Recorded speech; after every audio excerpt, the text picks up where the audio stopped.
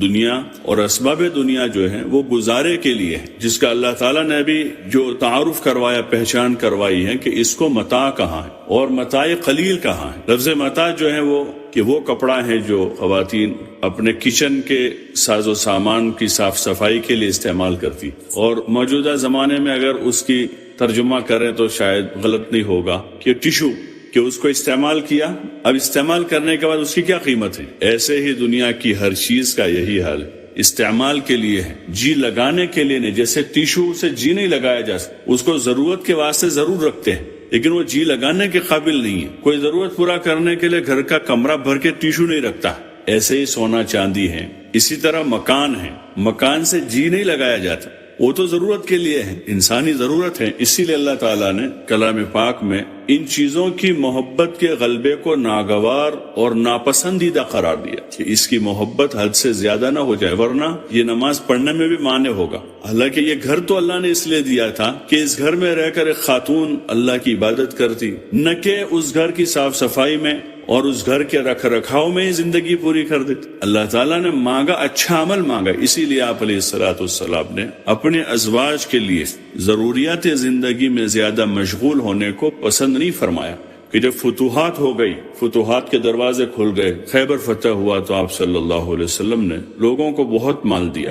ایسے موقع پر امہات المومنین نے یہ سمجھا کہ اب فتوحات ہو گئی، پہلے تو فتوحات نہیں تھی، تو ہمارا جو نفقہ تھا اور ضروریات جو زندگی تھی ہماری، آپ علیہ الصلوۃ والسلام 1 سال کا نفقہ دیتے تھے ازواج کو، درمیانی نفقہ۔ اس پر یاد دہانی ہوئی جب آپ کو، تو آپ سخت ناراض ہوئے۔ ایسی ناراضگی زندگی میں کبھی نہیں ہوئی، اس لیے کہ آپ علیہ السلام سمجھ رہے تھے کہ یہ چیز ان کے لیے نفع کی نہیں ہے بلکہ نقصان کی چیز ہوگی، اور آپ کی اس ناراضگی کا پر اللہ تعالیٰ نے بھی مہر لگائی۔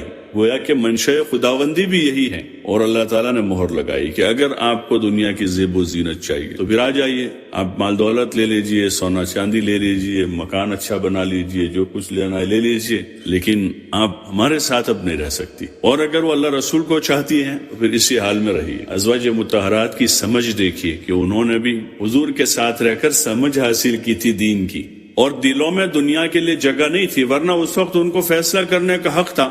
آج ہم دیکھیں ہمارے عرف میں، ہمارے معاشرے میں ایک دیندار عورت ہے، جب بیٹے کا مسئلہ آتا ہے تو عموماً یہی ہوتا ہے کہ ہمارا مطمع نظر دنیا ہے، کہ ان کے پاس کتنی دنیا ہے، ان کا گھر کیسا ہے، کتنا سونا چاندی ہے، کتنی زمین جاگیر ہے، کیسی جاب ہے، کتنی آمدنی ہے۔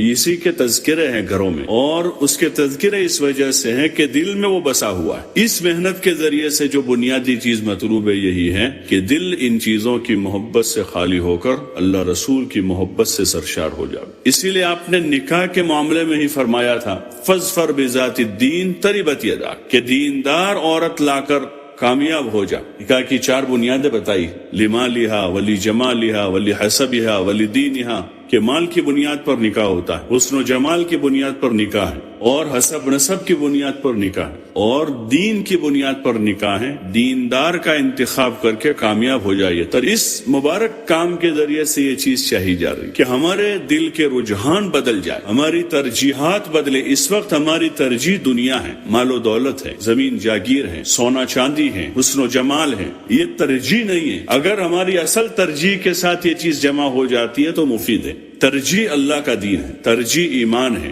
اب اس کے ساتھ کسی کے مقدر میں مال دولت بھی ہے تو اور زیادہ مفید ہو جائے گا، جیسے حضرت ابوبکر رضی اللہ عنہ کہ اعلیٰ قسم کا دین بھی تھا، اللہ نے مال بھی دیا تھا۔ حضرت عبد الرحمن ابن عوف بھی تھے کہ اعلیٰ قسم کا دین بھی تھا، اللہ نے مال بھی دیا تھا۔ حضرت عثمان تھے۔ یہی مقصود ہے اس مبارک کام سے، دعوت کے اس کام سے، کہ ہماری ترجیح جو ہے دنیا کے مقابلے میں آخرت ہو جائے۔